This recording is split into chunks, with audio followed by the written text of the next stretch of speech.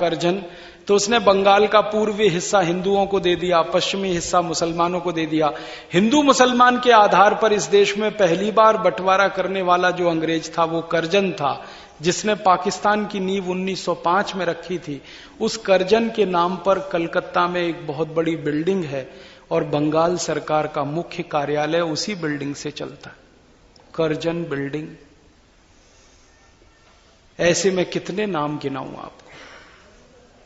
हमारे देश में गुलामी की निशानियां भरी पड़ी, कहीं बिल्डिंगों के रूप में, कहीं सड़कों के रूप में, कहीं मूर्तियों के रूप में।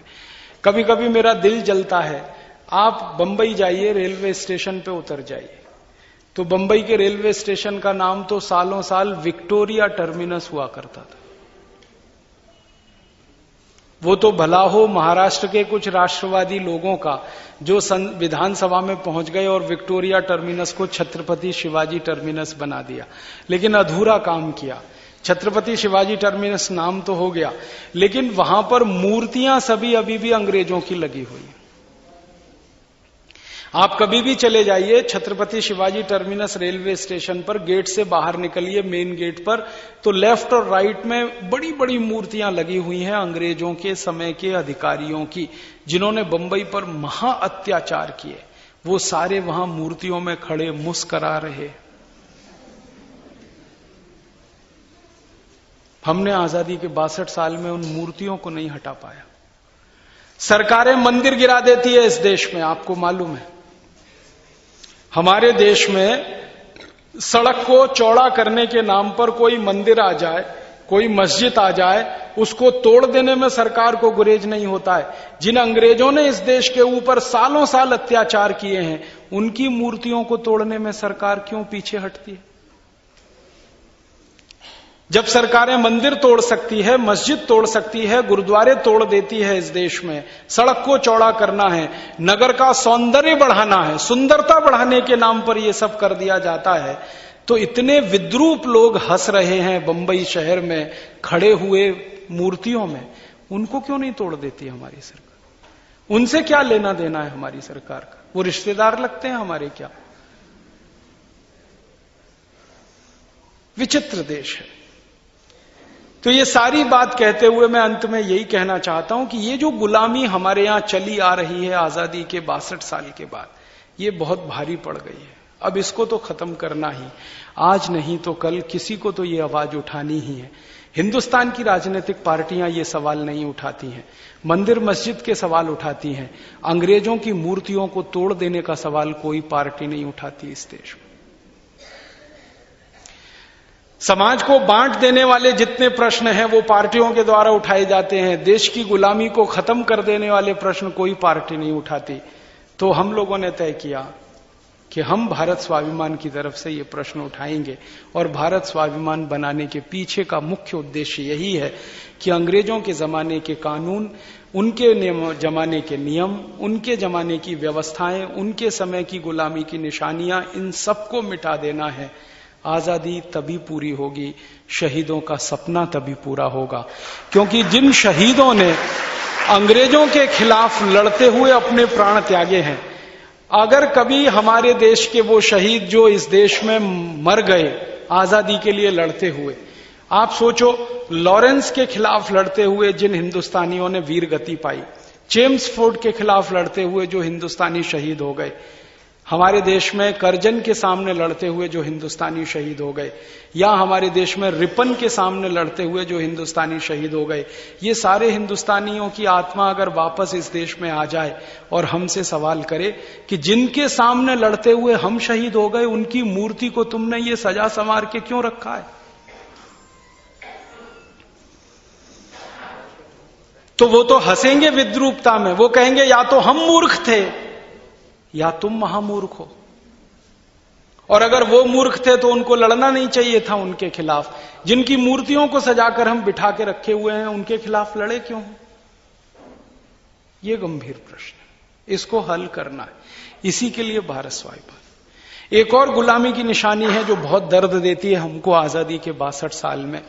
अंग्रेज चले गए, हमने अंग्रेजियत को विदा नहीं किया इस देश से।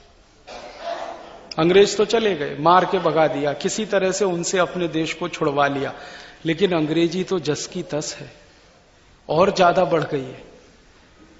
मैं आपको कुछ आंकड़े बताना चाहता हूं। जब अंग्रेज भारत छोड़कर गए थे 15 अगस्त 1947 को, तो अंग्रेजों का जो आखिरी अधिकारी था, जिसका नाम था माउंटबेटन, उसने इस देश में एक जानकारी लेने के लिए सर्वेक्षण कराया कि हम अंग्रेज जब जा रहे हैं तो अंग्रेजी बोलने वाले भारत में कितने हैं, अंग्रेजी पढ़ने वाले कितने हैं, और अंग्रेजी सीखने वाले स्कूल, सिखाने वाले स्कूल कितने हैं। तो 1946 में एक जानकारी ली गई, सर्वेक्षण किया गया, तो पता चला कि कुल जमा पूरे भारत में 347 अंग्रेजी भाषा के स्कूल थे 1946 में, 347। और ये माउंटबेटन ने लिखा है, खुद अपने हाथ से दर्ज किया। वो कहता है कि 1% से बहुत कम भारतवासी हैं जो अंग्रेजी बोल सकते हैं, अंग्रेजी पढ़ सकते हैं, अंग्रेजी लिख सकते हैं, और 347 अंग्रेजी स्कूल हैं बस। लेकिन अब आजादी के 62 साल के बाद हम अगर गिनती करते हैं तो पता चला कि 37,000 से ज्यादा अंग्रेजी स्कूल तो हमारे देश में वो हैं जो डॉन बॉस्को इस लेवल के हैं, और गांव-गांव, गली-गली जो कॉन्वेंट स्कूल खुल गए वो तो 1 लाख से ऊपर है। इसका मतलब क्या है? अंग्रेजों के जाने के बाद अंग्रेजी ज्यादा बढ़ी है इस देश में, और अब अंग्रेजी बोलने वालों की संख्या भी इस देश में 2 करोड़ से ऊपर है, अंग्रेजी पढ़ने वालों की संख्या भी 2 करोड़ से ऊपर। और अब तो हम इस बात के लिए तुलना करते हैं अपनी कि हम अमेरिकन स्टाइल की अंग्रेजी बोल सकते हैं, अमेरिकन एक्सेंट की अंग्रेजी बोल सकते हैं, ब्रिटिश एक्सेंट की अंग्रेजी बोल सकते हैं। उसके लिए कोचिंग इंस्टीट्यूट चलते हैं इस देश में। शर्म आती है मुझे ये कहते हुए, इस देश में हिंदी सिखाने वाले, संस्कृत सिखाने वाले, मराठी सिखाने वाले, कन्नड़, तमिल, तेलुगु सिखाने वाले कोचिंग इंस्टीट्यूट नहीं देखे मैंने। ब्रिटिश एक्सेंट की अंग्रेजी सिखाने वाले कोचिंग इंस्टीट्यूट, अमेरिकन एक्सेंट की अंग्रेजी सिखाने वाले कोचिंग इंस्टीट्यूट। और हमने व्यवस्था ऐसी बनाई है कि इस देश के सारे उच्च पदों पर वही बैठेंगे जो अंग्रेजी जानते हैं, माने किसान, मजदूर, धोबी, लोहार, कुर्मी, धुनकर, बुनकर, जो 5,447 जातियों में बटे हुए लोग हैं, वो बैठेंगे ही नहीं उच्च पदों पर जब तक कि वो अंग्रेजी नहीं जानते। इससे बड़ा अपमान और अत्याचार क्या हो सकता है उन हिंदुस्तानियों के ऊपर जिनकी मातृभाषा अंग्रेजी नहीं है। हमारे देश के करोड़ों लोगों को अंग्रेजी नहीं आती, तो इसमें बुराई क्या है? इंग्लैंड के करोड़ों लोगों को हिंदी नहीं आती, तो इसमें बुराई क्या है? इंग्लैंड वाले तो कभी अफसोस नहीं करते कि हमको हिंदी नहीं आती। हम क्यों अफसोस करते हैं हमको अंग्रेजी नहीं आती? इंग्लैंड में मुझे जानकारी नहीं है कि कोई माता पिता अपने बच्चे को इस बात के लिए पीटते हों को उसको हिंदी नहीं आती। इस देश में मैं लाखों माता पिताओं को दिखा सकता हूं जो अपने बच्चों को सिर्फ इसलिए पीटते हैं कि उनको अंग्रेजी नहीं आती। माता पिता को खुद नहीं आती लेकिन बच्चों को जरूर सिखाना चाहते हैं, उसके लिए ट्यूटर लगाते हैं, कॉलेज में लेके जाते हैं, स्कूल में भर्ती कराते हैं, सारे काम करते हैं, उसको अंग्रेजी आनी ही चाहिए। करेगा क्या? सीख भी ली तो करेगा क्या? तो आप कहेंगे इंग्लैंड में चला जाएगा। इंग्लैंड में जाकर रहना अब सामान्य आदमी की बात, बस की बात नहीं है। कानून इतने कड़े हो गए हैं कि जो पहले से चले गए हैं उनको ही निकालने की तैयारी अब चल रही। और आप 10-20 करोड़ लोगों को अंग्रेजी सिखा दो, इंग्लैंड की तो हैसियत नहीं है कि उनको बुलाकर अपने यहां बसा ले। इनका तो सत्यानाश ही हो जाएगा ना, जिनको आपने अंग्रेजी सिखाई। वो हिंदुस्तानियत और भारतीयता से तो करोड़ों मील दूर चले जाएंगे। अंग्रेजी सीखते हुए इंग्लैंड में कभी बस नहीं पाएंगे। वो तो त्रिशंकु हो गए, ना यहां के रहे, ना वहां के रहे, ना घर के रहे, ना घाट के रहे। बच्चों को बचपन से हम प्रताड़ित करते हैं अंग्रेजी सीखने के लिए, मार मार के सिखाते हैं। यही बोल, मम्मी बोल, पप्पा बोल, डैडी बोल, ट्विंकल ट्विंकल लिटिल स्टार बोल। क्या क्या मूर्खताएं सिखाते हैं बच्चों को। एक कविता सुनाते हैं हमारे बच्चे। कभी कभी मैं घरों में जाता हूं मैं अक्सर लोगों के घरों में ही ठहरता हूं, वहीं खाता हूं, वहीं सोता हूं, तो छोटे बच्चों से परिचय होता रहता है। तो किसी के भी घर में जाता हूं तो कहते देख अंकल आए हैं, कविता सुना। तो कविता नहीं, पोएम सुना, पोएम सुना। अंकल आ गए, और अंकल आ गए, चाचा जी नहीं है, मामा जी नहीं है, मौसा जी नहीं है, अंकल है। और अंकल का मतलब क्या है ये उनको भी नहीं मालूम है। तो वो बच्चे पोइम सुनाते हैं। कौन सी पोइम सुनाते हैं? Rain rain go away come again another day little baby wants to play. वो मुझे सुनाते। तो मैं उनको पूछता हूं तुमको मालूम है इसका अर्थ क्या है? रेन रेन गो अवे, बारिश बारिश तुम चली जाओ, यहां पे मत आओ क्योंकि मुझे खेलना है। और ये बच्चों की प्रार्थना है भगवान से, अगर सुन ली तो।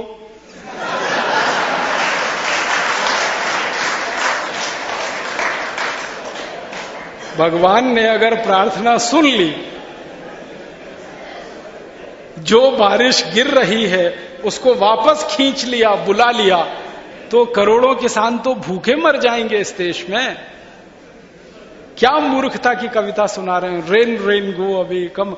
माने दिमाग खराब हुआ है, ऊपर से सब खाली हो गया। मैं आपको विनम्रता पूर्वक कहता हूं, अंग्रेजी पढ़ने वालों का सब खाली है ऊपर से।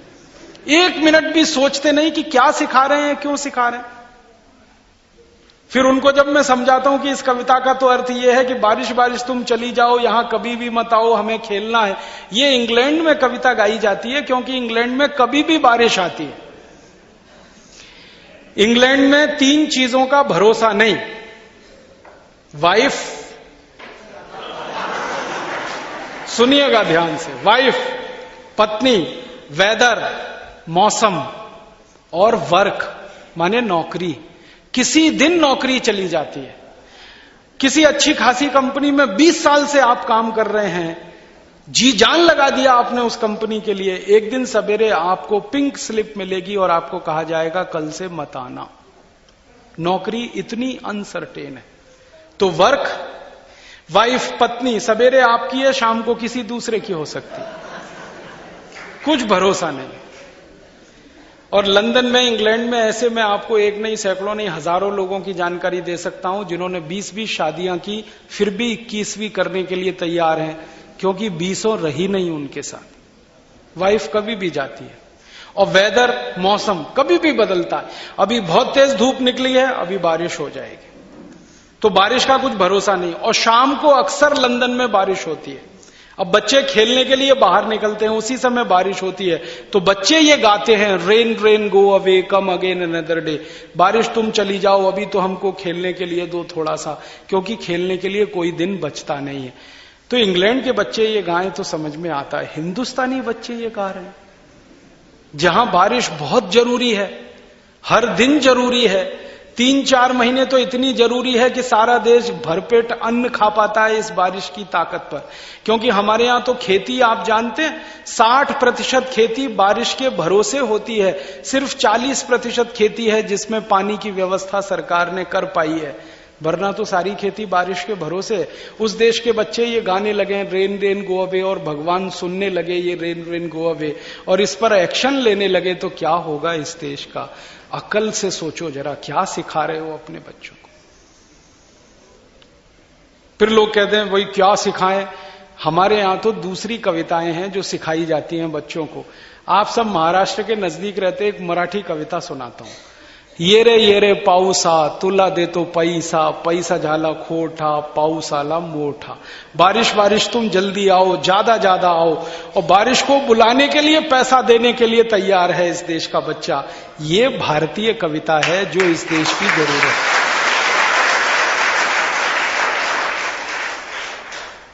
ये कविता आनी चाहिए अपने बच्चों को। हमारे बच्चे twinkle twinkle little star how I wonder what you are, पता ही नहीं है कि ट्विंकल कौन है, क्या है, किसको कह रहे हैं। Johnny Johnny yes papa, eating sugar no papa. Sugar ही खिलानी है उस बच्चे को, गुड़ नहीं खिला सकते। ईटिंग शुगर नो पापा, गुड़ भी तो खिला सकते, रसगुल्ला खिला सकते, जलेबी खिला सकते हैं, इमरती खिला सकते हैं, शुगर ही खिला रहे, क्योंकि इंग्लैंड में शुगर ही बनती है, रसगुल्ला बनता नहीं, गुड़ बनता नहीं, जलेबी बनती नहीं। सब कुछ अंग्रेजियत वाला। इस भाषा ने तो सत्यानाश कर दिया हमारा। इस भाषा को ऐसे ही विदा करना है जैसे अंग्रेजों को हमने इस देश से विदा किया है, वरना इस देश का भला नहीं हो सकता। और भारत स्वाभिमान की तरफ से हमने ये प्रश्न उठाया है और सरकार पर हम दबाव बना रहे हैं कि इस देश की शासन व्यवस्था में किसी भी व्यक्ति को जाने के लिए अंग्रेजी की अनिवार्यता खत्म होनी चाहिए। उसके स्थान पर हिंदी, मराठी, तमिल, तेलुगु, कन्नड़ की अनिवार्यता होनी चाहिए।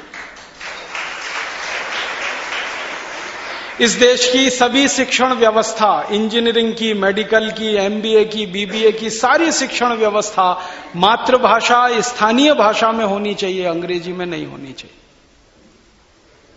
आप जानते हैं इसका फायदा क्या होगा? सबसे बड़ा फायदा, हर गरीब का लड़का इस देश में आईपीएस, आईसीएस हो जाएगा। जो अंग्रेजी नहीं जानता वो भी हो जाएगा। हर गरीब का लड़का इंजीनियर, डॉक्टर हो जाएगा। जो अंग्रेजी नहीं जानता वो भी हो जाएगा। फिर कुछ लोग इस देश में कुतर्क देते हैं कि हमारे पाठ्यक्रम को हम हिंदी में कर पाएंगे क्या? हां, कर पाएंगे, क्योंकि हिंदी में अंग्रेजी से ज्यादा शब्द हैं, कमी नहीं है हमारे पास। अंग्रेजी के पास तो मूल शब्द नहीं है। आपको सुनकर हैरानी होगी, दुनिया में सबसे कम शब्दों की भाषा है वो अंग्रेजी ही है। शब्द ही नहीं है उनके पास। इसलिए तो चाचा, मामा, ताऊ, मौसा, फूफा सबको अंकल ही कहते हैं, कोई शब्द ही नहीं है दूसरा। चाची, मामी, मौसी, फूफी सबको आंटी ही कहते हैं और कोई शब्द नहीं है। और कभी कभी ऐसी हैरानी होती है, वो कह देते हैं फादर इन लॉ। कौन से बता सकते हैं? इधर के कि इधर के? मदर इन लॉ कौन सी, इधर वाली की इधर वाली? विचित्र विचित्र शब्द। और इसका अर्थ क्या है मेरे तो समझ में नहीं आता। फादर इन लॉ कानून से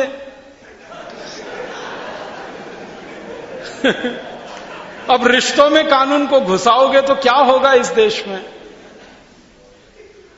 क्योंकि शब्द नहीं है। ससुर, ससुरा, हमारे यहां तो कितने तरह के ससुर होते हैं। चैया, ततुर, ससिया, वो ताऊ के ससुर हैं, मौसा ससुर हैं, फूफा ससुर हैं कि नहीं?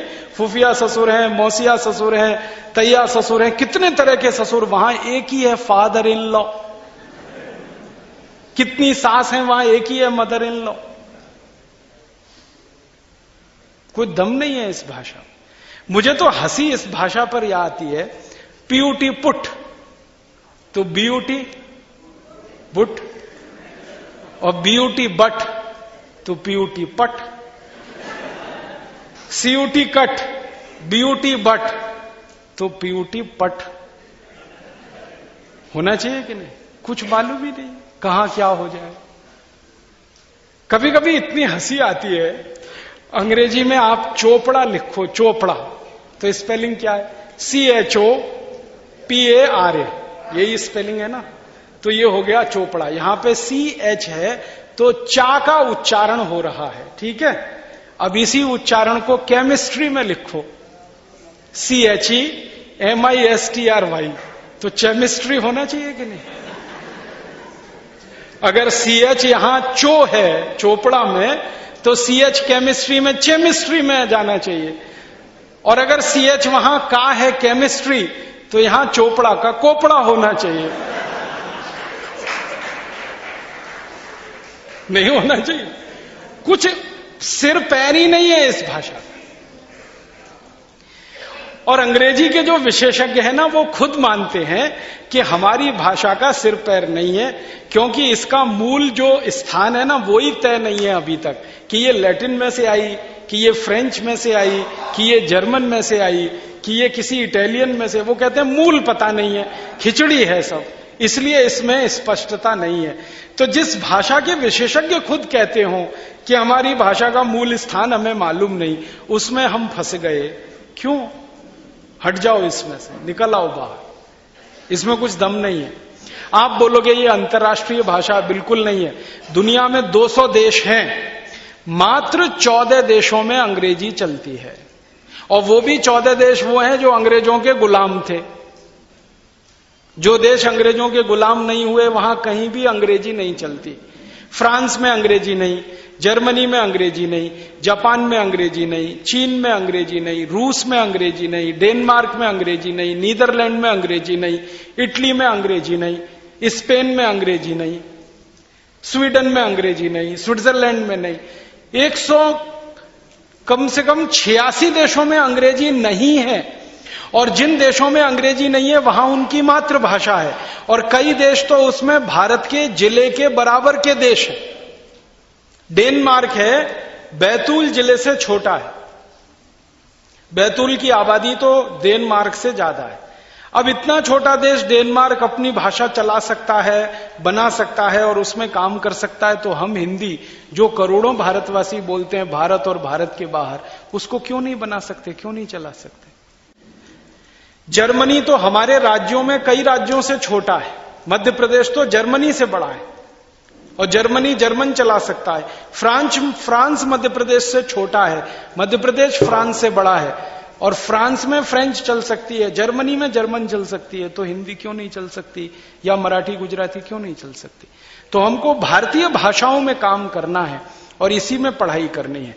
और पूरे पाठ्यक्रम को अगर आप भारतीय भाषाओं में बदल देंगे तो हमारे पास शब्दों की तो भंडार है, कोई कमी नहीं आने वाली है। तकनीकी शब्दों का भी भंडार हमारे पास है। इस देश में एक बहुत बड़ा संस्थान है, उसका नाम है केंद्रीय हिंदी संस्थान आगरा में। पिछले सालों साल वो संस्थान यही मेहनत कर रहा है कि अंग्रेजी भाषा के तकनीकी शब्दों को हिंदी और अन्य भाषाओं के लिए अनुवाद कर देना, और उन्होंने बहुत बड़ा काम कर दिया है। बस उसका उपयोग करने की जरूरत है। इस देश में शब्दों की कोई कमी नहीं, भंडार हमारे पास है। और संस्कृत तो दुनिया की ऐसी भाषा है जिसमें लाखों नहीं करोड़ों शब्द बन सकते हैं। आप धातु रूप और शब्द रूपों को एक दूसरे से संयोजित करना जान लीजिए, करोड़ों शब्द आप बना सकते हैं। ये संभावना किसी दूसरी भाषा में नहीं है, हमारे ही पास। तो भाषा की गुलामी भी हमको छोड़नी है। आप बोलेंगे कहां से छूटेगी? सरकार से तो छुड़वानी है। सरकार आसानी से छोड़ने को तैयार नहीं है। सरकार में बैठे हुए लोग छोड़ने को तैयार नहीं, क्योंकि वो ये मानते हैं कि अंग्रेजी गई तो उनका वर्चस्व खत्म हो जाएगा। तो वो तो मानते नहीं इसको, तो उनसे तो छुड़वानी पड़ेगी जबरदस्ती। जैसे अंग्रेज इस देश को छोड़ने को तैयार नहीं थे, वैसे ही अंग्रेजी पढ़े लिखे लोग इस व्यवस्था को छोड़ने को तैयार नहीं है। उनको दबाव डालकर या दूसरे तरीकों से उनको नीचे लाकर उनको सरेंडर करवा के ये छुड़वाना पड़ेगा। इसके लिए कोई बहुत बड़ा आंदोलन करना पड़ेगा। जैसा अंग्रेजों को भगाने के लिए किया गया, शायद उससे बड़ा आंदोलन हमें करना पड़ेगा। और आप सब इस आंदोलन की तैयारी करें। हमने भारत स्वाभिमान की तरफ से संकल्प ले लिया है कि 2 साल के अंदर सारे देश में भारतीय भाषाओं के लिए, मातृभाषाओं के लिए इतना बड़ा आंदोलन हम खड़ा करने जा रहे हैं जितना कभी अंग्रेजों के खिलाफ इस देश में हुआ था। ये हमारा संकल्प। अब ये हमने संकल्प लिया है, आप भी लें, क्योंकि हमारा संकल्प आपका बन जाए तो हमारा काम आसान हो जाए। आप अगर ये संकल्प लेते हैं तो अपने जीवन में आपको ध्यान रखना पड़ेगा कि अंग्रेजी और अंग्रेजियत का कम से कम इस्तेमाल करें। तो अपने जीवन से शुरुआत करें।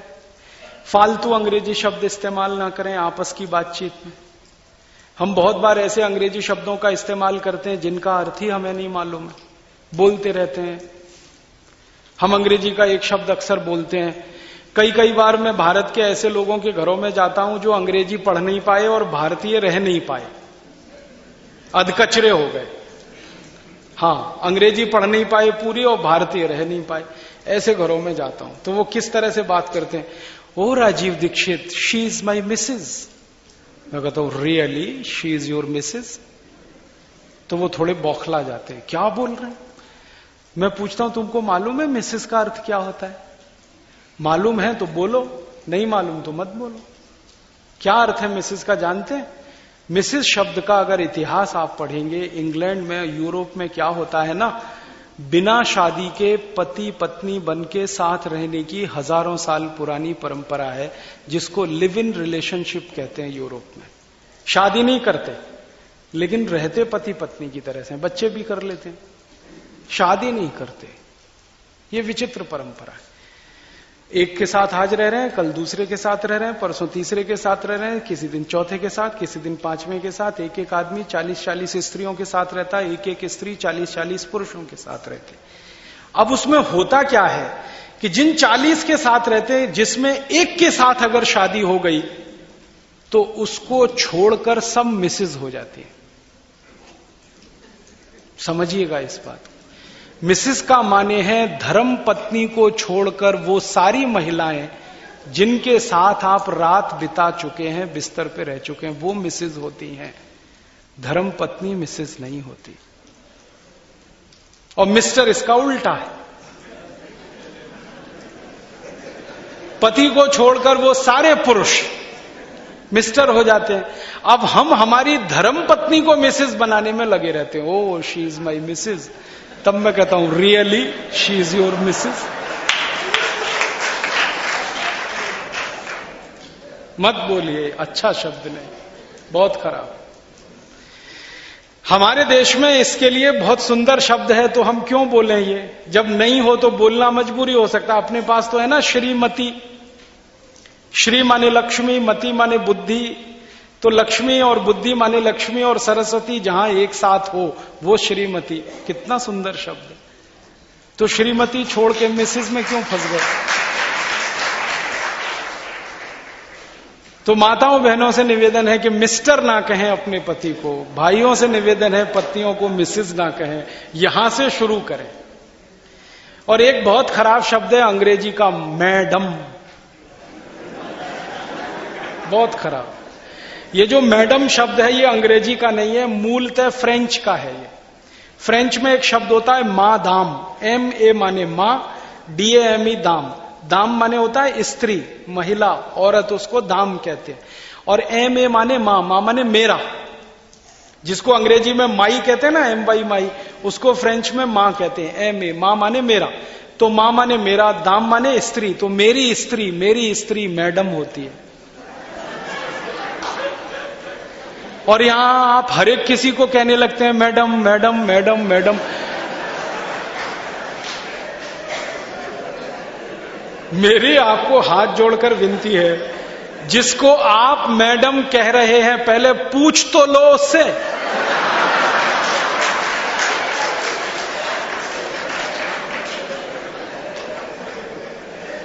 आप पूछो और वो आपको परमिशन दे, तब आप उसको मैडम कहो।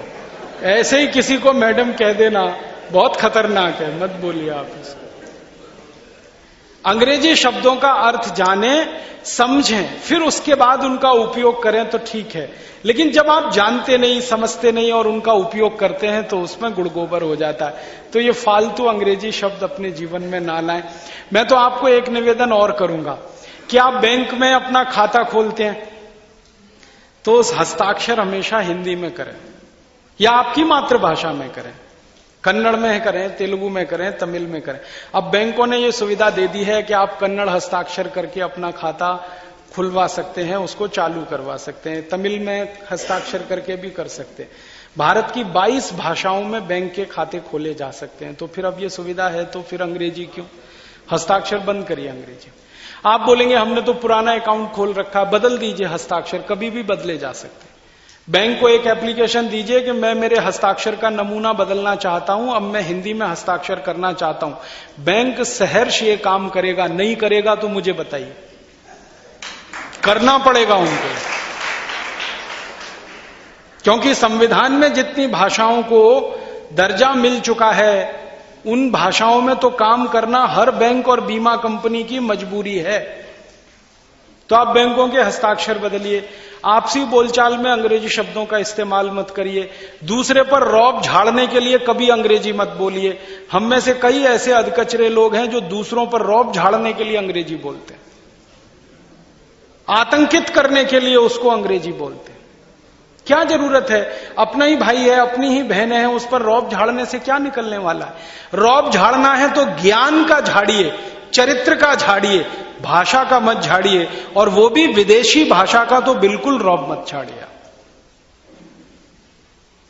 अपने जीवन से हटाइए, फिर धीरे धीरे सार्वजनिक जीवन से हटाइए और फिर अपने राजनीतिक जीवन से हटाइए। मैं तो हिंदुस्तान के नेताओं से जब बात करता हूं तो उनसे कहता हूं जब वोट मांगने जाते हो तो हिंदी में बात करते हो, और संसद में लीडर ऑफ द अपोजिशन की तरह से खड़े हो जाते हो तो गिटपिट अंग्रेजी चालू कर देते हो। शर्म नहीं आती तुम्हें? अपने मतदाताओं से वोट मांगते समय गुजराती में बात करोगे और लीडर ऑफ द ऑपोजिशन के रूप में लोकसभा में अंग्रेजी गिटर-पिटर चालू कर दोगे। कोई समझे नहीं तुम्हारी बात को, कोई जाने नहीं। जिस अंग्रेजी को 2 करोड़ लोग नहीं जानते उसमें बात करना लोकसभा में, जबकि आपकी टेलीकास्ट हो रही है पूरे देश में, सब लोग देख रहे हैं, समझना चाहते हैं, सुनना चाहते हैं हमारा नेता क्या बोल रहा है, पता ही नहीं चलता क्या बोल रहा है। शर्म आनी चाहिए इन नेताओं को। मुझे श्रीमान अटल बिहारी वाजपेयी की एक बात बहुत अच्छी लगती है। वो कहा करते हैं अक्सर कि विदेश में जाकर संयुक्त राष्ट्र महासभा में हिंदी में भाषण देना आसान है, हमारी संसद में आसान नहीं है। ये शर्म की बात है। ये अटल जी के वाक्य को मैं कभी भूलता नहीं। उन्होंने मालूम है सबसे पहला भाषण हिंदुस्तान की तरफ से हिंदी में दिया था संयुक्त राष्ट्र महासभा में जब वो गए थे। उसके पहले भारत के किसी नेता ने हिंदी में नहीं बोला था, उन्होंने सबसे पहले बोला। वो खुद कहते हैं कि मेरे दिल का दर्द है कि मैं संयुक्त राष्ट्र में न्यूयॉर्क में तो हिंदी बोल आया, लेकिन अपनी संसद में जब हिंदी बोलना शुरू करता हूं तो हल्ला शुरू हो जाता है, हंगामा शुरू हो जाता है। ये हंगामा एक साजिश है, और वो साजिश क्या है? हिंदी स्थापित न होने पाए। हमेशा हिंदी अंग्रेजी की दासी बनकर रहे, नौकरानी बनकर रहे। अंग्रेजी महारानी बने, हिंदी नौकरानी बने। ऐसा एक षड्यंत्र कुछ लोगों ने चलाया हुआ है। इस षड्यंत्र को तो खत्म करना ही है, आज नहीं तो कल, और इसकी ताकत भारत स्वाभिमान में से ही निकलेगी। ये हमारा दूसरा बड़ा उद्देश्य है। तीसरा उद्देश्य है कि भारत में अंग्रेजों के जमाने के बनाए हुए कर व्यवस्था को हम खत्म करना चाहते हैं, टैक्स सिस्टम को बदलना चाहते हैं। आपको मालूम है हिंदुस्तान में इनकम टैक्स का कानून अंग्रेज लाए, सेंट्रल एक्साइज का कानून अंग्रेज लाए, सेल्स टैक्स का कानून अंग्रेजों ने बनाया, road tax, toll tax, municipal corporation tax अंग्रेजों ने लाया। ये सब टैक्स के कानून अंग्रेजों के हैं।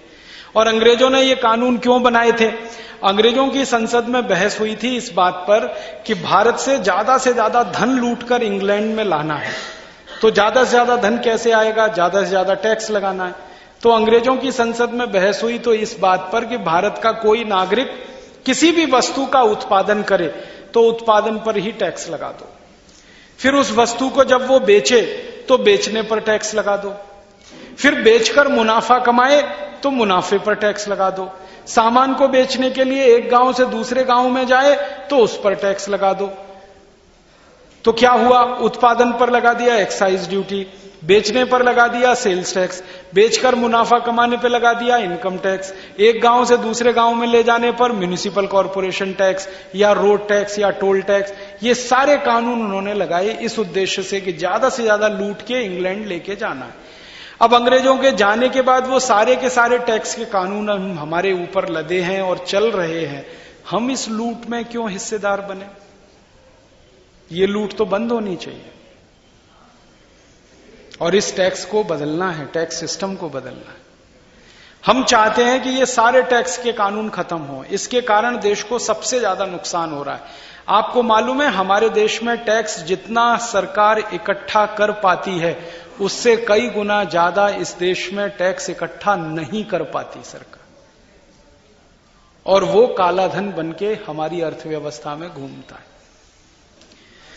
सरकार खुद मानती है कि एक्साइज ड्यूटी में जितना वो इकट्ठा करते हैं उससे 3-4 गुना ज्यादा इस देश में रह जाता है। इसका माने टैक्स सिस्टम एफिशिएंट नहीं है। इनकम टैक्स के बारे में थोड़ा अध्ययन किया तो पता चला कि इस देश की सरकार इनकम टैक्स में जितना कुल इकट्ठा करती है उसका 85% हिस्सा इकट्ठा करने में खर्च हो जाता है। इनकम टैक्स में सरकार को 1 से 1.25 लाख करोड़ मिलता है और 85,000 करोड़ खर्च हो जाता है। कैसे खर्च होता है? सरकार इनकम टैक्स डिपार्टमेंट के लोगों की तनख्वाह देने में जो खर्चा करती है वो एक, हिंदुस्तान में इनकम टैक्स बचाने के लिए जो चार्टर्ड अकाउंटेंट काम करते हैं उन पर समाज का किया हुआ खर्चा 2, हिंदुस्तान में इनकम टैक्स के मामले में अदालतों में जब केस जाते हैं तो इनकम टैक्स प्रैक्टिशनर, एडवोकेट्स आपकी बहस करते हैं, वकालत करते हैं, उन पर होने वाला खर्च 3 और अदर मिसलेनियस एक्सपेंडिचर, ये चारों मैंने जोड़े तो साल का खर्च 85,000 करोड़ का है और इनकम टैक्स मुश्किल से 1-1.25 लाख करोड़ का आता है। और जिनसे लिया जाता है वो सब सर्विस करने वाले लोग हैं, टीचर हैं या दूसरे सर्विसेज में हैं। सरकार उनको तनख्वाह देती है एक जेब में, दूसरी जेब से निकाल लेती है। और इस इनकम टैक्स के कारण कॉरपोरेट जो हाउसेज हैं उनसे जो कलेक्शन आता है, कॉरपोरेट हाउसेज से, जिसको कॉरपोरेट टैक्स कहते हैं, जो इनकम टैक्स का ही भाई है, उसको भी मैंने एक दिन जोड़ दिया। Corporate tax plus income tax दोनों जोड़कर जो कुल कलेक्शन है उससे कई गुना ज्यादा कलेक्शन सरकार को हो सकता है अगर सरकार ये इनकम टैक्स को हटा दे, कॉरपोरेट टैक्स को हटा दे। तो कैसे? एक दिन मैंने हिसाब निकाला कि इनकम टैक्स खत्म कर दो, कॉरपोरेट टैक्स खत्म कर दो और हर हिंदुस्तानी को यह कहो कि चाय के एक प्याले के बराबर का पैसा सरकार को दान में दे दे। तो मैंने उसका हिसाब निकाला, चाय का एक प्याला इस समय 5 रुपए का आता है, हर आदमी रोज इतना दान दे दे तो इनकम टैक्स और कॉरपोरेट टैक्स से 3 गुना ज्यादा कलेक्शन होता है, 3 गुना ज्यादा। और ये कैसे होता है? भारत का आदमी दान देता है, टैक्स नहीं देता। इस देश में ऐसे बहुत लोग हैं जो दान देते हैं, टैक्स नहीं देते। मेरे एक मित्र हैं, बंबई में रहते हैं, हर दिन 1 लाख रुपए दान करते हैं और दान करने के बाद खाना खाते हैं। जिस दिन वो दान नहीं करते उस दिन खाना छोड़ देते हैं। रोज का नियम है 1 लाख रुपए दान करने का। लेकिन उन्होंने इनकम टैक्स की चोरी कराने के लिए 17 चार्टर्ड अकाउंटेंट रखे हुए हैं अपने घर। इनकम टैक्स की चोरी कराने। अब मैं उनसे कहता हूं कि आप बड़े विचित्र आदमी हैं, इनकम टैक्स तो भरेंगे नहीं और दान में हर दिन 1 लाख रुपए देते हैं। तब वो मुझे कहते हैं, राजीव भाई, कुपात्रों को दान नहीं दिया जाता इस देश में। इनकम टैक्स डिपार्टमेंट कुपात्र है, इसलिए इसको 1 पैसा नहीं दे सकता। मैं दान में कितना भी दे सकता हूं, हर आदमी की यही भावना है। आप देखो इस देश का आदमी दान देने के लिए कितना उतावला है। कारगिल युद्ध हुआ तो एक दिन में 480 करोड़ रुपए लोगों ने दान किया, एक दिन में। उड़ीसा में चक्रवात आया, लाखों करोड़ों रुपए दान दिया। गुजरात में भूकंप आया, इतना दान मिला कि नरेंद्र मोदी ने कहा कि मुझे अब नहीं चाहिए, आप पैसा मत भेजो। सरकार ने कहा कि नहीं चाहिए, इतना आया। अभी बिहार में बाढ़ आई, लाइन लग गई दान देने वालों की। मतलब क्या है? भारत के लोग दानवीर हैं, दान देना पसंद करते हैं, क्योंकि उनका जो खून है, जिनके वो वंशज हैं, वो भामाशाह है, इसलिए दान देना पसंद करते हैं। टैक्स नहीं देते क्योंकि टैक्स में जबरदस्ती सरकार इनकी जेब से निकालती है, जबरदस्ती मंजूर नहीं है। वो मंदिर में जाके करोड़ों रुपए देके आएंगे अपनी इच्छा से, जबरदस्ती 1 रुपया भी नहीं देते। इस देश में एक बड़ा मंदिर है तिरुपति बालाजी का। हर साल तिरुपति बालाजी का जो कुल कलेक्शन है ना, वो आंध्र सरकार के रेवेन्यू डिपार्टमेंट से बढ़ा है और आंध्र सरकार कर्ज लेती है तिरुपति बालाजी से अपना बजट बनाने के लिए। हां, मैं आपको मजाक नहीं कर रहा हूं। तिरुपति बालाजी से कर्ज लेके आंध्र में बजट बनता है। तो मंदिर का जो दान है वो सरकार से बड़ा हो जाता है कई बार। तो हमारे यहां तिरुपति बालाजी जैसे हजारों मंदिर हैं जहां लोग दान देते हैं। कई मंदिरों में तो ऐसी व्यवस्था है कि लोगों ने भगवान जी को पार्टनर बनाया हुआ है। हां, उनकी इनकम का जितना आता है 50% चुपचाप मंदिर में दे आते हैं। जिस देश में लोग बिना किसी अपेक्षा के मंदिरों में करोड़ों रुपए दान देते हो, उस देश में आप इनकम को टैक्स करें तो कलेक्शन तो होगा नहीं। आप एक्सपेंडिचर को टैक्स करने की सोचें तब तो कुछ बात समझ में आती है। इनकम को टैक्स क्यों कर रहे हैं? खत्म करिए। और ये इनकम टैक्स 1860 का है। हम नहीं चाहते कि ये अब हमारे देश में रहे। इनकम टैक्स हट जाए, देश बहुत अच्छा हो जाएगा, ईमानदार हो जाएगा, भ्रष्टाचार खत्म हो जाएगा। कैसे हो जाएगा? इनकम टैक्स डिपार्टमेंट के कारण लाखों करोड़ों रुपए का काला धन पैदा होता है। वो काला धन इस देश में अर्थव्यवस्था को भी नुकसान करता है और बेईमानी बढ़ाता है। 36 लाख करोड़ रुपए का काला धन है हमारी इकोनॉमी में इनकम टैक्स के कारण। ये धन को हम सफेद बनाना चाहते हैं, सफेद बना के इस देश की अर्थव्यवस्था में लगाना चाहते हैं। इसके लिए इनकम टैक्स हटाना चाहते हैं, सेंट्रल एक्साइज हटाना चाहते हैं, सेल्स टैक्स हटाना चाहते हैं, वैल्यू एडेड टैक्स हटाना चाहते हैं, सब टैक्स हटाना चाहते हैं। फिर आप बोलेंगे देश चलाने के लिए पैसे कहां से आएंगे?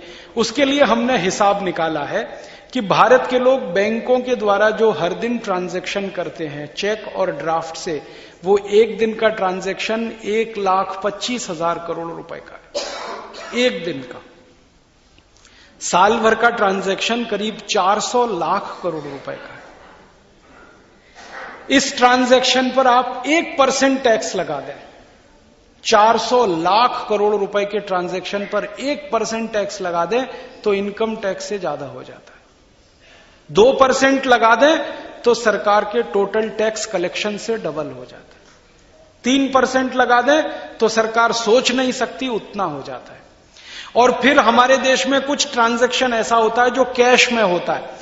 वो कैश ट्रांजैक्शन को भी अगर आप बैंक के थ्रू कराने लगे, अगर आप इनकम टैक्स हटा देंगे तो सारे कैश ट्रांजैक्शन बैंक के थ्रू हो जाएंगे, किसी को डर नहीं है खर्चा करने में। फिर तो वो ट्रांजैक्शन भी अगर आप इसमें ले आए और वो पूरे ट्रांजैक्शन के 2% पे टैक्स लगा दें आप, तो एक साल का टैक्स कलेक्शन 18 लाख करोड़ रुपए से ऊपर है। जबकि अब ही हमारा कुल टैक्स कलेक्शन 6 लाख करोड़ का है। 3 गुना ज्यादा टैक्स हम इकट्ठा कर सकते हैं।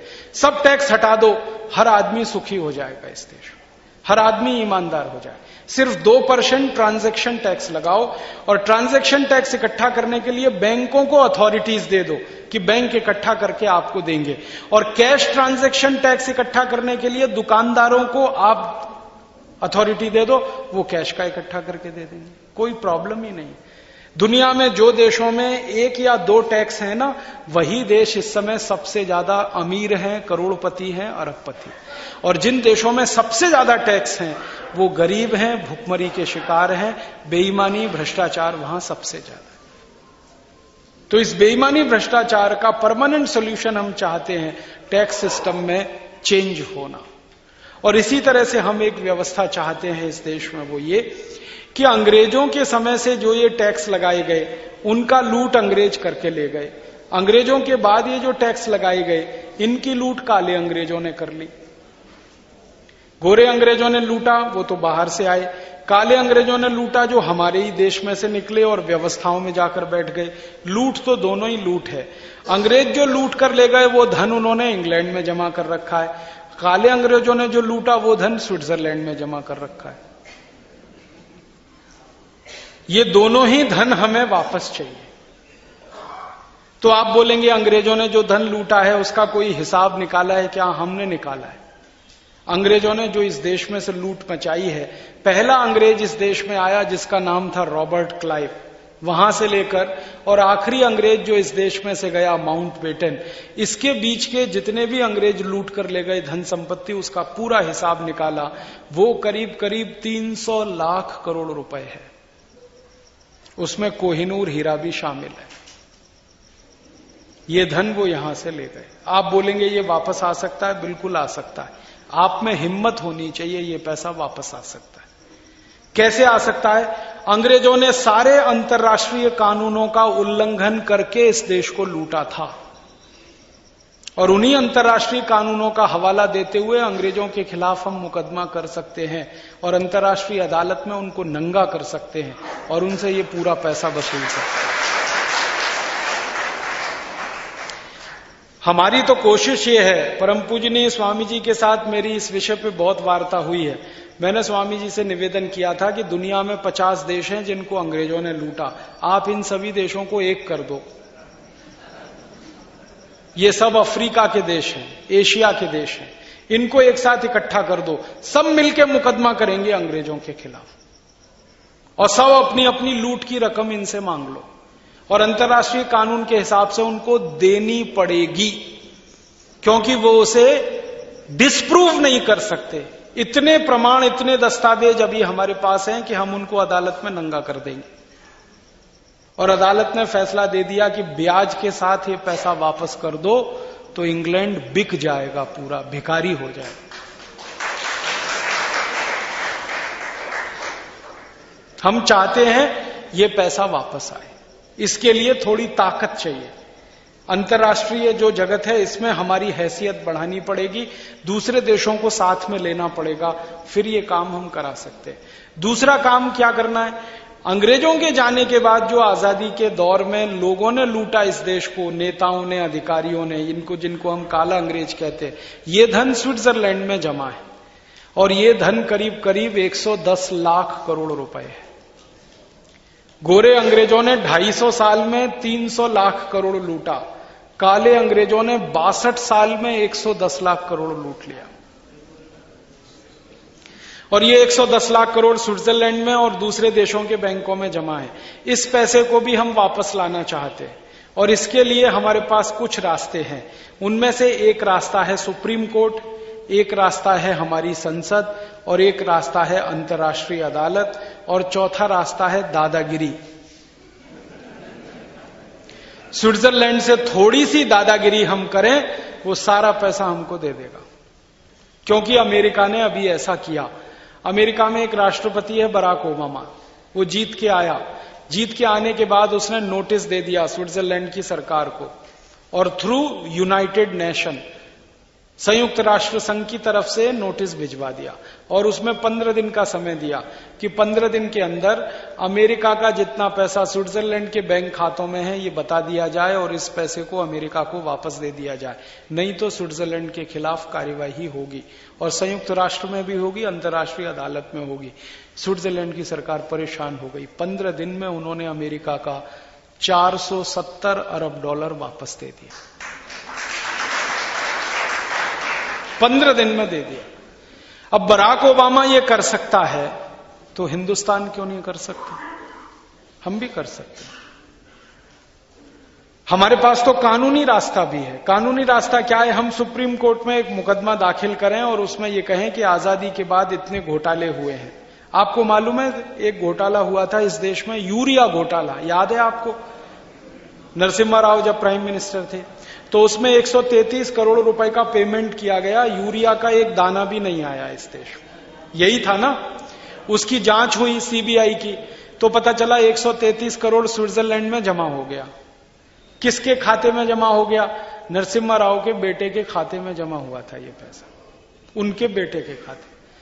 तो सीबीआई ने बेटे को रेड किया, उसको पकड़ा गया, तो उसने कबूल किया कि हाँ उसके खाते में है।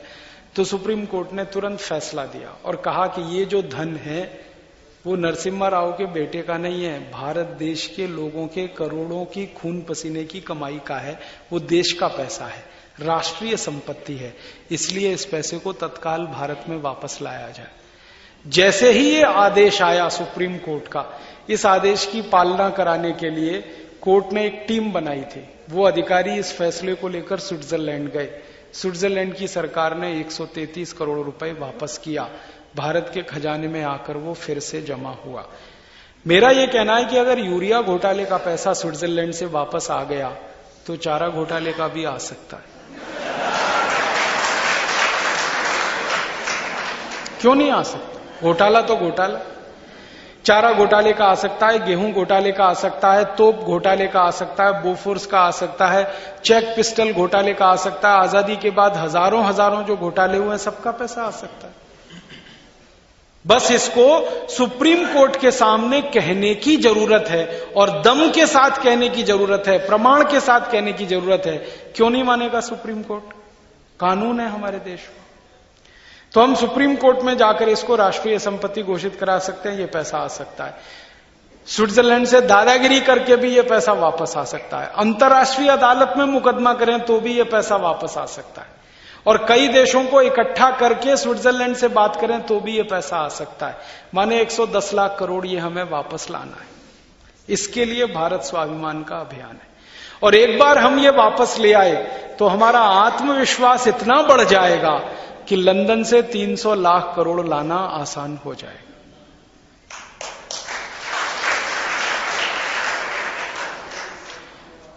इंग्लैंड के लोग ये कह सकते हैं जी हमारे पास अब नहीं है, तो ठीक है तुम्हारे पास नहीं है तो हम दूसरे तरीके से इसको वसूल सकते हैं। आप बोलेंगे कैसे वसूल सकते हैं? इंग्लैंड की जितनी कंपनियां भारत में काम कर रही हैं सबकी संपत्ति को 1 मिनट में जब्त करेंगे और कहेंगे जाओ यहां से, ये तो सब भारत का। ऐसे वसूला जा सकता है। और इंग्लैंड की कंपनियां दुनिया के 50 देशों में काम कर रही हैं, उनको साथ में लेके वहां ये करवाया जा सकता है कि तुम भी यही करो। अगर उनके पास देने को पैसा नहीं है तो इस तरीके से निकालो, और नहीं तो वर्ल्ड बैंक और IMF में इंग्लैंड का हिस्सा जो पड़ा हुआ है, उनका जो कोष है उसमें से ले सकते हैं। तरीके बहुत हैं, हिम्मत चाहिए, थोड़ा साहस चाहिए।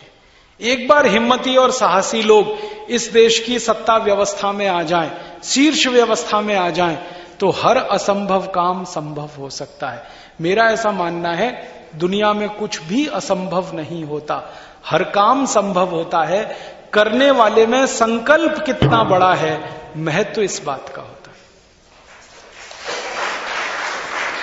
कल तक दुनिया में हमें ऐसा लगता था कि यह तो हो ही नहीं सकता, जैसे अमेरिका में कोई काला आदमी राष्ट्रपति बन ही नहीं सकता, कोई मानने को तैयार नहीं था, अभी बन गया। पूर्वी जर्मनी और पश्चिमी जर्मनी कभी एक हो ही नहीं सकता, अभी दोनों एक हो गए। सोवियत संघ जैसा देश जो महाराष्ट्र था वो खंड खंड टूट ही नहीं सकता, टूट गया। अमेरिका जैसा देश जो दुनिया की सबसे बड़ी आर्थिक महाशक्ति था, दिवालिया हो नहीं सकता, हो गया। अमेरिका के बड़े बड़े bank Lehman brothers, city Corp, ANZ, Grindlays, standard chartered देखते देखते दिवालिया हो गए लोगों के सामने, जो कोई सोच नहीं सकता था। यूरोप कभी मंदी में आ ही नहीं सकता, आ गया। तो जब हम दुनिया में बहुत सारी असंभव कल्पनाएं करते हैं और वो हो जाती हैं, तो ये कल्पना भी आज असंभव लगती है, कल हो सकती है।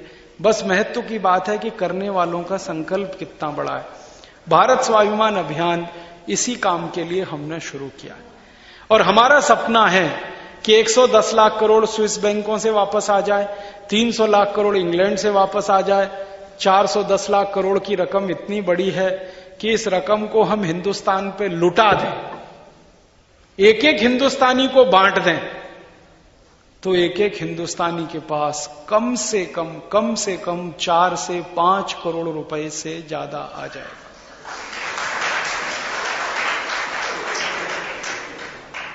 लुटा दें अगर हम उस रकम को, और अगर नहीं लुटाएं, हिसाब से खर्चा करें, गांव का विकास करें, तहसीलों का विकास करें, इस तरह से खर्चा करें, तो 50 लाख करोड़ में ही सारा देश खड़ा हो जाएगा। इससे ज्यादा का खर्चा ही नहीं। हर गांव में पीने का पानी हो, हर गांव में बिजली हो, 24 घंटे बिजली हो, हर गांव में स्कूल हो, हर गांव में हॉस्पिटल हो, हर गांव में डॉक्टर हो, हर गांव के गरीब से गरीब बच्चों को पढ़ाई की व्यवस्था हो, चिकित्सा स्वास्थ्य की व्यवस्था हो। अगर इस हिसाब से खर्चा करें तो मात्र 50 लाख करोड़ चाहिए, सारे गांव खड़े हो जाएंगे। और रकम तो इतनी बड़ी है हमारे पास। फिर क्या करेंगे? फिर बाकी पैसे का सोना खरीद लेंगे और रगड़ रगड़ के सड़कों पे बिछाएंगे, सब सड़कें सोने की बनाएंगे। भूतकाल में ये देश सोने की चिड़िया था, भविष्य में भी बनाएंगे, वर्तमान ठीक हो जाए तो ये करेंगे। दे दो भाई, कुछ नौकरी दे दो। आप ये कहेंगे ये शेख चिल्ली के सपने हैं, ये शेख चिल्ली के सपने नहीं है। मैं आपको विनम्रता पूर्वक ये कहना चाहता हूं कि हर हकीकत शुरू में एक सपना होती है।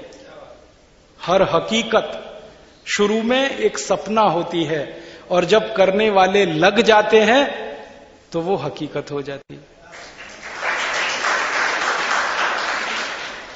आज से 150 पौने 200 साल पहले नाना साहब पेशवा ने जब सपना देखा कि मैं देश को आजादी दिलाकर रहूंगा, तब लोग उनसे कहते थे ये शेख चिल्ली के सपने क्यों देख रहे हो, क्योंकि आजादी के लिए कोई तैयार नहीं था। जब नाना साहब पेशवा आजादी का सपना देख सकते हैं उस दौर में, जब हिंदुस्तानी कोई मुंह नहीं खोल सकता था सड़क पर निकलकर, तो हम तो ये सपना आप देख ही सकते हैं, क्योंकि हम तो उनसे ज्यादा बेहतर स्थिति में हैं। और मैं मानता हूं कि हर बड़े आदमी ने पहले सपना देखा है, फिर उसको हकीकत में बदलने के लिए संकल्प किया है, और फिर संकल्प के रास्ते पर चलने के लिए करोड़ों लोगों की फौज खड़ी की है, और हर बड़े आदमी का सपना पूरा हुआ है। दुनिया के किसी भी बड़े आदमी का इतिहास उठा के देखो आप। तो भारत स्वाभिमान भी सपना देख रहा है, देश को वैभवशाली बनाने का, संपत्तिवान बनाने का, देश की गरीबी, भुखमरी, बेरोजगारी दूर करने का, मिटाने का सपना देख रहा है। देश की अंग्रेजियत को खत्म करने का, व्यवस्थाओं को स्वदेशी बनाने का, शिक्षा में परिवर्तन करने का, कर व्यवस्था में परिवर्तन करने का, कानून व्यवस्था में परिवर्तन करने का, प्रशासन व्यवस्था में परिवर्तन करने का हम सपना देख रहे हैं। और हम इकट्ठे हो रहे हैं इस एक सपने के आधार पर। फिर हम सब मिलकर प्रयास करेंगे तो कल को ये हकीकत में बदल जाएगा। कई बार होता है ना, हमारा घर टूट गया, फूट गया, खंडर हो गया, फिर हम घर को बनाना शुरू करते हैं। किसी एक कोने से शुरुआत होती है, धीरे धीरे पूरा घर बन जाता है। वैसे ही ये है, कई बार हमारे घर में बहुत गंदगी आ जाती है, कचरा आ जाता है, कूड़ा आ जाता है, फिर हम घर की सफाई शुरू करते हैं। एक कोने से सफाई शुरू करते हैं, थोड़ी दिन में पूरा घर साफ हो जाता है। वैसी ही कुछ स्थिति है कि ये टूटा फूटा भारत, कमजोर सा भारत, अंग्रेजियत में डूबा हुआ भारत, गरीबी, भुखमरी, बेरोजगारी में डूबा हुआ भारत, अच्छा नहीं दिखने वाला भारत आज ऐसा है। हम प्रयास करेंगे, इसके किसी एक कोने को ठीक करेंगे, धीरे धीरे एक दिन पूरा भारत ठीक हो जाएगा। वैसे ही है जैसे अपने घर का होता है। तो मुझे इसमें कोई असंभावना नहीं लगती, मुझे तो पूरी संभावना लगती है। और संभावना इसलिए भी लगती है कि भारत स्वाभिमान संगठन अभी 6 महीने पहले बना, और 6 महीने में ही 2.5 लाख लोग इसमें आ गए। इतनी तेजी के साथ तो कोई संगठन नहीं बढ़ा इस देश में। 6 महीने में 2.5 लाख लोग आ गए, और हमें अनुमान है कि अगले 6 महीने में 11 लाख हो जाएंगे, और 4-5 साल में 5 करोड़ से ज्यादा हो जाएंगे। जिस तेजी के साथ लोग इसमें जुड़ रहे हैं, हम बहुत आश्वस्त हैं कि हम ये काम कर पाएंगे। और ये काम कराने के लिए राजनेताओं को, संसद को, राजनीतिक व्यवस्था को दबाव में लाना है। और ये सारी व्यवस्था उस दिन दबाव में आ जाएगी जिस दिन हमारे पास उनसे ज्यादा लोग हो जाएंगे। राजनीतिक दलों के पास 4 करोड़ लोग हैं और वो देश पर शासन कर रहे हैं। जिस दिन हमारे पास 5 करोड़ लोग हो जाएंगे, हम चाहेंगे वो इस देश पर शासन करेगा। हम जिसको चाहेंगे वो इस देश में प्रधानमंत्री बनेगा।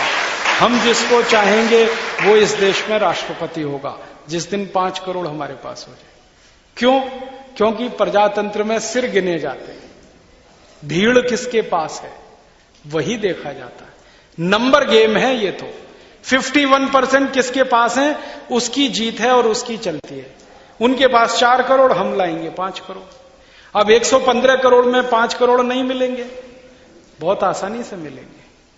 जब बैतूल जैसे शहर में हमें इतनी जल्दी इतने सारे लोग मिल गए मेंबरशिप में, छोटा सा शहर, छोटा सा जिला, तो भारत में तो कितना बड़ा इलाका है।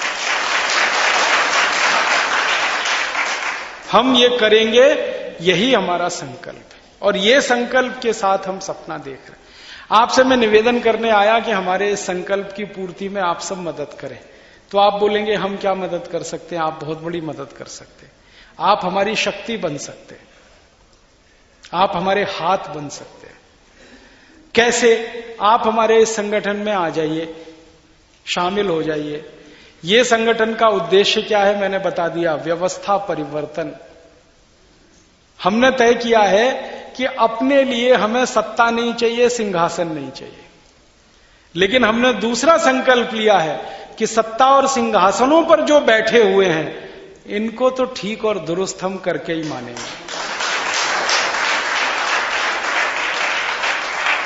भारत स्वाभिमान कभी चुनाव नहीं लड़ेगा, लेकिन चुनाव लड़ने वालों की नाक में नकेल डालकर उनको मथेगा, ये जरूर करेगा भारत।